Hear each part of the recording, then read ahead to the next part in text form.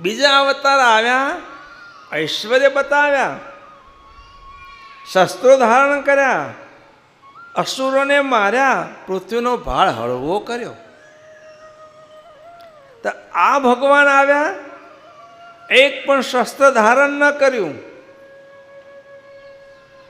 અસ્વસ્થમાં શાપ આપ્યો હતો કે શસ્ત્ર ધારણ કરશે પરાભવને પામશે, કારણ કે એના પિતા પાસે શસ્ત્ર નહોતું અને અર્જુને પતાવી દીધા હતા.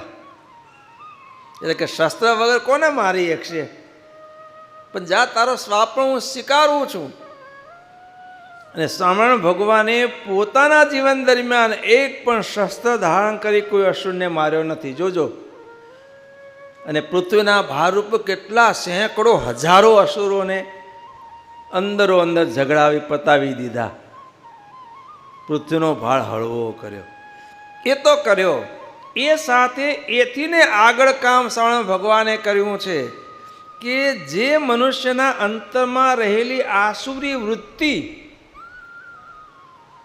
જે ઝઘડા કરાવે છે, જે દ્વેષ કરાવે છે, એ આસુરી વૃત્તિનો નાશ કર્યો આપણા ભગવાને.